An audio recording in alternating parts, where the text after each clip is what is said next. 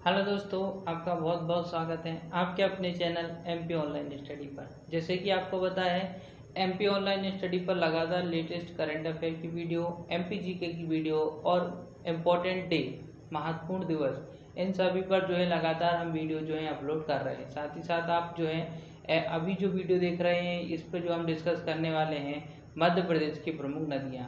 तो मध्य प्रदेश से रिलेटेड जितनी भी महत्वपूर्ण नदियां हैं उस पर जो है आज हम डिस्कस करने वाले हैं। साथ ही साथ जो है टॉपिक जो है आपका वो ज़्यादा लॉन्ग नहीं करने वाले हैं, हम जितना हो सकता है हम शॉर्ट करेंगे, लेकिन इस शॉर्ट वीडियो में ही आपको जो है मध्य प्रदेश की संपूर्ण नदियों के बारे में जानकारी प्राप्त हो जाएगी। साथ ही साथ दोस्तों, अगर आपको वीडियो आज की हमारी अच्छी लगती है तो वीडियो को आप लाइक करें, कमेंट्स करें और जितना ज़्यादा हो सकता है हमारे वीडियो को शेयर करें। अगर आप चैनल पर नए हैं तो हमारे चैनल को सब्सक्राइब करें। तो आज की वीडियो स्टार्ट करते हैं। आज का हमारा टॉपिक मध्य प्रदेश की प्रमुख नदियाँ। तो नदियों के बारे में डिस्कस करते हैं। जैसे कि आपको पता है कि मध्य प्रदेश में हम अगर बात करें तो सबसे बड़ी नदी जो है वो नर्मदा नदी है। नर्मदा नदी के बारे में जो अगर हम डिस्कस करें तो देखो इसमें कुछ पॉइंट लिखे हुए हैं, मैं आपको पॉइंट भी बता देता हूँ। सबसे पहले नदी का नाम मैं आपको बताऊंगा, दूसरा उद्गम बताऊंगा वो कहाँ से निकलती है, समाप्ति बताऊंगा कि वो नदी कहाँ समाप्त हो जाती है, लंबाई बताने वाला हूँ मैं आपको नदी की कि कितनी लंबी है नदी, राज्य बताने वाला हूँ, यहाँ पे नीचे पॉइंट लिखे हुए हैं, राज्य बताने वाला हूँ कि वो नदी किन किन राज्यों से होते हुए समुद्र में जाके मिल जाती है या दूसरी नदियों में जाके मिल जाती है।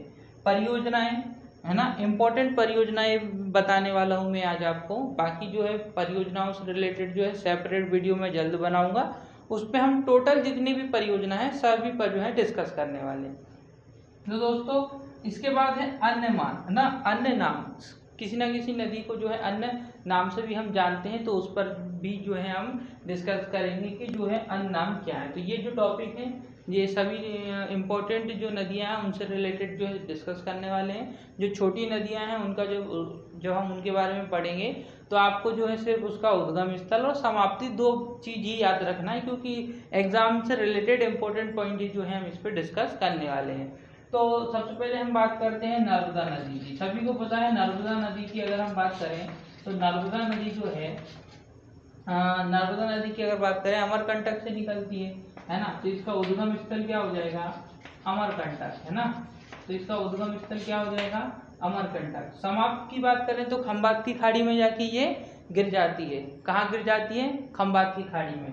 तो ये खंबात की खाड़ी, तो अगर हम बात करें खंबात की खाड़ी में जाके गिर जाती है कौन सी नदी, नर्मदा नदी। नर्मदा नदी की अगर हम लंबाई की बात करें तो 1312 किलोमीटर इसकी टोटल लंबाई है। कितनी लंबाई है इसकी, 1312 किलोमीटर इसकी टोटल लंबाई है। जिसमें से अगर हम बात करें मध्य प्रदेश में, तो मध्य प्रदेश में इसकी जो लंबाई आपको देखने को मिलेगी 1077 किलोमीटर। 1077 किलोमीटर की लंबाई आपको कहाँ देखने को मिलेगी, मध्य प्रदेश में। लेकिन टोटल लंबाई कितनी है, 1312 किलोमीटर। अब बात करते हैं राज्य की, तो सबसे पहले ये मध्य प्रदेश से होते हुए एंटर करती है महाराष्ट्र में, महाराष्ट्र से होते हुए ये एंटर करती है गुजरात में और जाके फिर खंबात की खाड़ी में गिर जाती है। तो तीन राज्य नाम याद रखना है, मध्य प्रदेश, महाराष्ट्र, गुजरात। परियोजना की बात करें तो एक मोस्ट इंपोर्टेंट परियोजना इस पर है सरदार सरोवर परियोजना। कौन सी परियोजना, सरदार सरोवर परियोजना। तो सरदार सरोवर परियोजना आपको याद रखना है, मोस्ट इंपोर्टेंट है। ये कौन सी नदी पर है, ये नर्मदा नदी पर है। फिर बात करते हैं अन्य नाम। तो नर्मदा नदी को जो है मध्य प्रदेश की जीवन रेखा भी कहा जाता है, इसको रेवा भी कहा जाता है, रेवा के नाम से भी इसको क्या किया जाता है, जाना जाता है। और साथ ही साथ जो है इसको मैकल सुत्ता के नाम से भी जाना जाता है। तो जीवन रेखा, रेवा, मैकल सुत्ता, ये इतने इंपॉर्टेंट जो है इसमें क्या हो जाएंगे, नाम हो जाएंगे। किससे रिलेटेड हो जाएंगे, ये हो जाएंगे मध्य प्रदेश की जो नदी है, सबसे बड़ी नदी जिसको हम बोल सकते हैं। अच्छा, इसका क्षेत्रफल भी देख लेते हैं। अगर हम इसके क्षेत्रफल की बात करें तो आपको क्षेत्रफल कितना मिल जाएगा इसका, 93,180 किलोमीटर।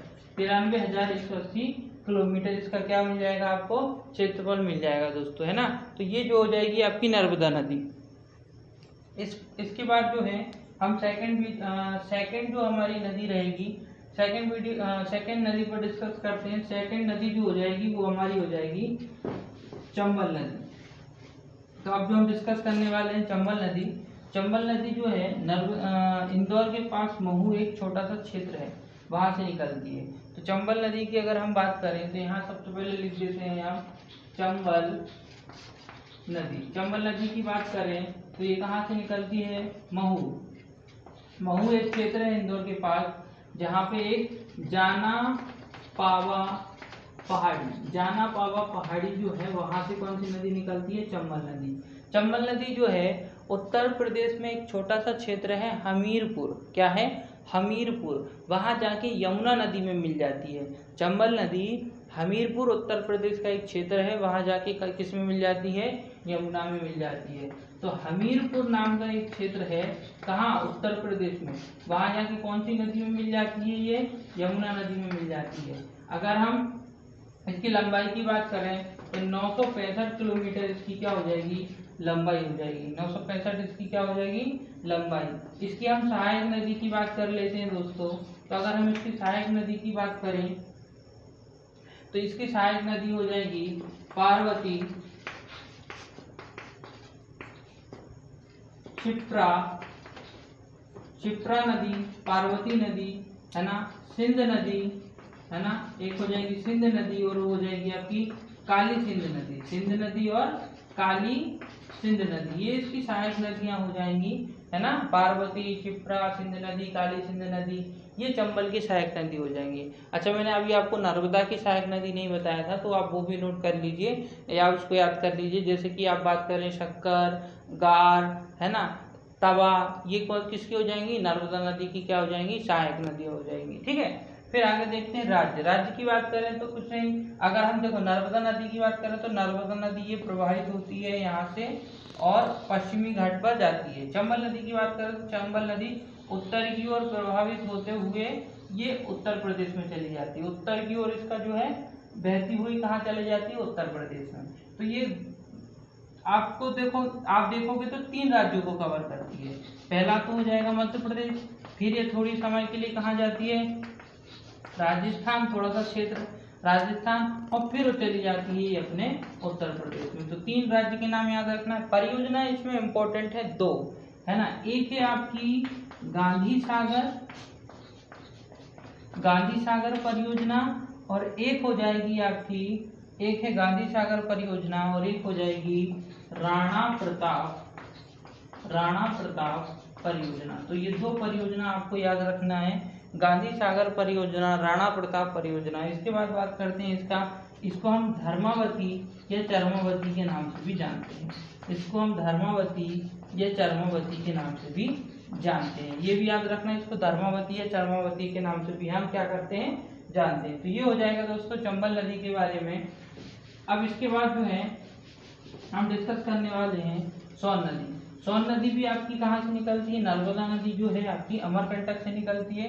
तो हमारी सोन नदी भी कहाँ से निकलती है आपकी? ये भी अमरकंटक के पास ही निकलती है। तो सोन नदी का उद्गम, अगर हम सोन नदी के बारे में बात करें तो जो सोन नदी है ये भी आपकी कहाँ से निकलेगी?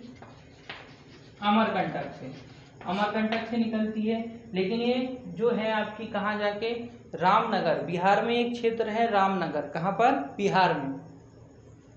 बिहार में एक क्षेत्र है रामनगर।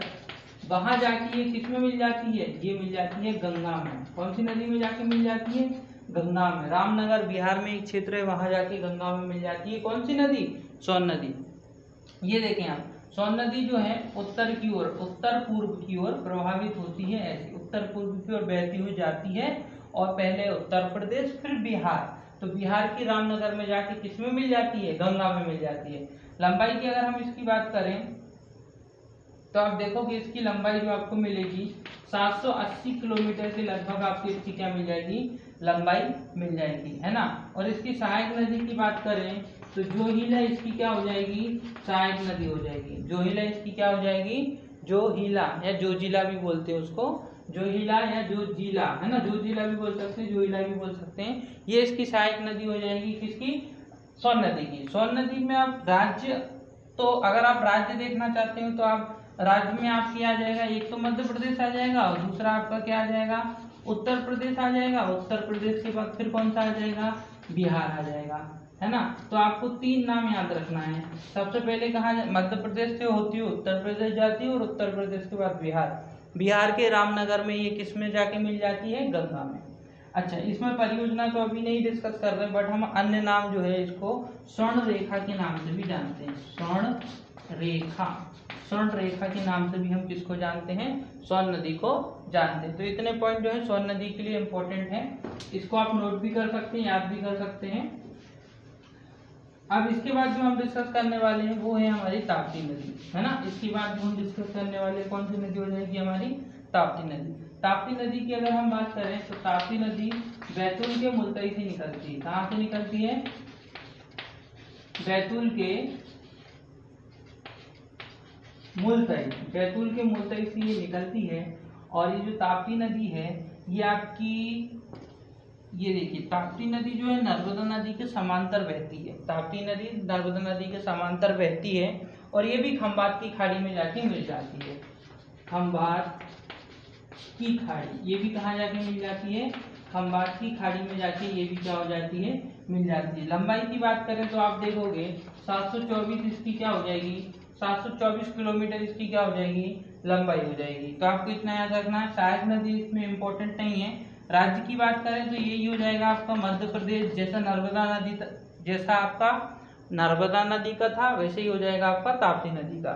सबसे पहले अगर हम देखेंगे तो मध्य प्रदेश, मध्य प्रदेश के बाद महाराष्ट्र और महाराष्ट्र के बाद आपका आ जाएगा गुजरात। गुजरात में सूरत, सूरत के पास से होते हुए कहाँ, सूरत ताप्ती नदी के किनारे बसा है, तो सूरत से होती हुई फिर एक खंबात की खाड़ी में जाके गिर जाती है। तो इतने पॉइंट आपको ताप्ती नदी से याद रखना है। इसके बाद हम डिस्कस करते हैं बेतवा नदी। बेतवा नदी की बात करें तो बेतवा नदी जो है रायसेन जिले के कुमरा गांव से निकलती है। ये देखिए आप बेतवा, ये बेतवा नदी जो है उत्तर की ओर बहते हुए कहाँ मिल जाती है, यमुना में जाके मिल जाती है। बेतवा नदी उत्तर की ओर बहती है और जाके जो है कौन सी नदी में जाके मिल जाती है, यमुना नदी में। तो हम बात करते हैं बेतवा नदी की। अगर हम बात करें बेतवा नदी की तो बेतवा नदी का उद्गम स्थल क्या कहलाएगा, तो अभी मैंने आपको बताया रायसेन। रायसेन का कौन सा गांव, कुमरा गांव, है ना। रायसेन के कुमरा गांव से निकलती है और ये कहाँ जाके मिल जाती है, ये भी हमीरपुर, हमीरपुर जहां आपकी चंबल जा रही थी, हमीरपुर में जाके किसमें मिल जाती है, यमुना में जाके मिल जाती है। कौन सी नदी में जाके मिल जाती है, यमुना में। अगर आप इसकी लंबाई की बात करेंगे तो आपको जो है 370 किलोमीटर तक जो है इसकी क्या मिल जाएगी, लंबाई। इसकी लंबाई आपको कितनी मिल जाएगी, 370 तक इसकी क्या मिल जाएगी आपको, लंबाई। इसमें सहायक नदी और ये सारी चीज इंपॉर्टेंट नहीं है, बस इसका एक नाम है जिसको हम बोलते हैं बेत्रावती, जिसको हम क्या बोलते हैं, बेत्रावती। तो बेत्रावती इसका जो है अन्य नाम हो जाएगा बेतवा नदी का, जो आपको याद रखना है। बेत्रावती किसका नाम हो जाएगा, बेतवा नदी का। हाँ, इसमें आपको इतना ही पॉइंट याद रखना है। आगे देखते हैं दोस्तों, नेक्स्ट हमारी हो जाएगी क्षिप्रा नदी। अगर हम बात करें क्षिप्रा नदी इंपॉर्टेंट है। क्षिप्रा नदी जो है वो इंदौर के पास से ही निकलती है। इंदौर के पास काकड़ी बरड़ी पहाड़ी है, काकड़ी बरड़ी पहाड़ी है, वहां से ही आपकी कौन सी नदी निकलती है, क्षिप्रा नदी। आप यहाँ देखेंगे ये है क्षिप्रा नदी। ये क्षिप्रा नदी भी उत्तर की ओर प्रवाहित होती है और जाके किसमें मिल जाती है, चंबल में जाके मिल जाती है। कौन सी नदी में, क्षिप्रा नदी चंबल नदी में जाके मिल जाती है। तो ये कहाँ जाके मिल जाती है, समाप्त कहाँ हो जाती है, चंबल नदी में, क्योंकि ये चंबल नदी की क्या है, सहायक नदी है ना। सहायक नदी लंबाई की बात करें तो 195 किलोमीटर तक ये क्या है, लंबी है। इसकी लंबाई की बात करें तो 195 किलोमीटर तक ये क्या है, लंबी है। तो इतना जो है पॉइंट आपको, अच्छा इसमें एक सहायक नदी याद रखना है आपको। इसकी एक सहायक नदी है खान नदी। क्षिप्रा नदी की सहायक नदी जो है वो एक खान नदी जो है, इंदौर जो शहर है, इंदौर जो है, इंदौर आपका खान नदी के किनारे ही बसा हुआ है। तो कभी कभी ये क्वेश्चन भी आ जाता है कि इंदौर किस नदी के किनारे बसा है, तो खान नदी के किनारे बसा हुआ है। अच्छा, इसमें जो है इतने पॉइंट काफी हैं। इसके बाद डिस्कस करते हैं हम नेक्स्ट नदी, जो आ जाएगी आपकी काली सिंध नदी। नेक्स्ट नदी हो जाएगी आपकी काली सिंध नदी। काली सिंध नदी की बात करें तो आप देखोगे काली सिंध नदी जो है देवास जिले के पास बांगली गांव से निकलती है ना, बांगली गांव से निकलती है, देवास जिले के पास बांगली गांव से निकलती है। और चूंकि मैं आपको बता चुका हूँ काली सिंध जो है चंबल नदी की सहायक नदी है, इसलिए किसमें जाके मिल जाएगी, ये चंबल नदी में जाके मिल जाती है ना। लंबाई की बात करें तो 150 किलोमीटर तक ये लंबी है, लंबाई की बात करें तो 150 किलोमीटर ये लंबी है। कौन सी नदी, काली सिंध नदी। तो ये 3.4 पॉइंट आपको याद रखना है। काली सिंध नदी उद्गम देवास बागली गांव से, समाप्त कहाँ हो जाती है, चंबल नदी में। लंबाई इसकी कितनी है, 150 किलोमीटर। हम बात कर रहे थे किसकी, काली सिंध की। तो काली सिंध नदी भी जाके किस में मिल जाती है, चंबल नदी में जाके मिल जाती है। इसके बाद हम बात करते हैं पार्वती नदी की, है ना। अगर हम बात करें पार्वती नदी की तो ये कहाँ से निकलती है, ये सीहोर से निकलती है ना। ये कहाँ से निकलती है, सीहोर जिले से निकलती है। और सीहोर जिले से निकलने के बाद ये समाप्त कहाँ हो जाती है, तो समाप्त हो जाती है आपकी चंबल नदी पर। तो ये भी आपकी चंबल नदी में जाके क्या हो जाती है, मिल जाती है, वहां पर समाप्त हो जाती है। तो आपको पार्वती नदी में भी आपको दो ही चीज याद रखना है। पहला उद्गम सीहोर जिले से, समाप्त कहाँ हो जाती है, चंबल नदी में ये जाके समाप्त हो जाती है। पार्वती नदी भी किस में जाके मिल जाती है, चंबल नदी में। हाँ, इसके बाद हम बात करने वाले हैं आपकी सिंध नदी। यहाँ लिखा हुआ है सिंध नदी। अगर हम बात करें सिंध नदी की तो सिंध नदी जो है सिरोज से निकलती है। सिरोज आपका कहाँ पर है, गुना के पास आपका सिरोज है, वहां से निकलती है कौन सी नदी, सिंध नदी। और ये जाके भी सिंध नदी भी जाके किस में मिल जाती है, ये नदी भी आपकी चंबल में जाके मिल जाती है ना। तो सिंध नदी आप देखेंगे गुना, है ना, शिवपुरी, भिंड, मुरैना, ग्वालियर से होती हुई फिर चंबल में जाके मिल जाती है। तो समाप्त कहाँ हो जाती है, चंबल नदी में। निकलती कहाँ से है, सिरोज गुना से। कौन सी नदी, सिंध नदी, है ना। तो आप देखेंगे ये है सिंध नदी। ये सिंध नदी के ऊपर प्रभावित होकर कहाँ मिल जाती है, जाके चंबल नदी में। तो सिंध नदी भी किस में जाके मिल जाती है, चंबल नदी में। इसके बाद हम बात करने वाले हैं नेक्स्ट, हम देखें यहाँ लिखा है माही नदी। इंपॉर्टेंट नदी है माही नदी जो है, इसका उद्गम कहाँ से होता है, धार एक जिला है, वहां से इसका उद्गम होता है। समाप्त कहाँ होती है, तो ये भी खंभात की खाड़ी में गिरती है, खंभात की खाड़ी में। तो ये नदी भी कहाँ गिर जाती है, ये भी नदी भी आपकी खंभात की खाड़ी में गिर जाती है। इंपॉर्टेंट इसीलिए है क्योंकि ये कर्क रेखा को 2 बार काटती है। जैसे कि ये एग्जाम्पल फॉर कर्क रेखा है, तो माही नदी धार से निकलती है, 1 बार काटा, ये 2 बार काटा। तो आप देखेंगे ये कर्क रेखा है, ये धार जिले से 1 बार काटा और ये दूसरी बार काटा। तो ये माही नदी 2 बार काटते हुए कर्क रेखा को बहती है, यहाँ से बहती है, ये यहाँ से कर्क रेखा को 2 बार काटती है और जाके किसमें मिल जाती है, गुजरात के पास से ये कहाँ चली जाती है, खंभात की खाड़ी में। तो ये भी कहाँ जाके गिर जाती है, खंभात की खाड़ी में। 3 नदियां हो गई दोस्तों जो खंभात की खाड़ी में जाके गिर रही है, नर्मदा नदी, ताप्ती नदी और माही नदी। इसके बाद हम बात करते हैं, यहाँ पर भी बहुत सारी नदियां दी हुई हैं। ताप्ती नदी पर हम डिस्कस कर चुके हैं, हम तवा नदी और गार नदी पर देखते हैं। सबसे पहले बात करते हैं तवा नदी। तवा नदी जो है वो कहाँ से निकलती है, वो महादेव पर्वत से निकलती है, महादेव पर्वत से। और कहाँ जाके मिल जाती है, नर्मदा नदी में मिल जाती है। कहाँ जाके मिल जाती है, नर्मदा नदी में। निकलती कहाँ से है, महादेव पर्वत से, तवा नदी, और जाके किसमें मिल जाती है, नर्मदा नदी में। होशंगाबाद के पास ये नर्मदा नदी में जाके मिल जाती है। ठीक है, इसके बाद हम बात करते हैं गार नदी की। तो गार नदी जो है सिवनी से निकलती है। कहाँ से निकलती है, ये सिवनी से। आप देखोगे तो गार नदी सिवनी से निकलती है, और ये गार नदी सिवनी से निकलने के बाद ये भी कहाँ मिल जाती है, नर्मदा नदी में। सिवनी एक क्षेत्र है, जिला है, वहां से निकलती है और जाके किसमें मिल जाती है, नर्मदा नदी में। तो गार जो है सिवनी से उद्गार होता है, निकलती है, और समाप्त कहाँ हो जाती है, ये भी नर्मदा नदी में जाके मिल जाती है। अब बात करते हैं वैनगंगा। वैनगंगा भी इसलिए इम्पोर्टेंट है क्योंकि ये भी कहाँ से निकलती है, सिवनी से ही निकलती है, सिवनी के क्षेत्र से ही निकलती है। लेकिन ये कौन सी नदी में जाके मिल जाती है, वर्धा नदी से। कौन सी नदी में जाके समाप्त हो जाती है, वर्धा नदी में जाके मिल जाती है।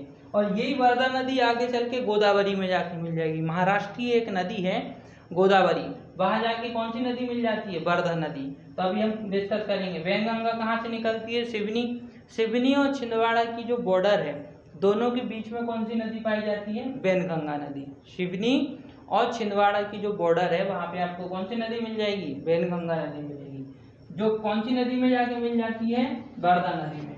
अब बात करते हैं, जैसे कि आप ये देख रहे हैं, ये है आपकी वैनगंगा, ये वर्धा नदी हो गई, ये वैनगंगा नदी आके किस में मिल जाती है, वर्धा नदी में, और ये वर्धा नदी आगे चल के किस में मिल जाती है, गोदावरी में। तो हम बात करते हैं वर्धा नदी की। वर्धा नदी का उद्गार जो है कहाँ से होता है, बैतूल से होता है। कहाँ से होता है, बैतूल से, और ये जाके किस में मिल जाती है, गोदावरी में।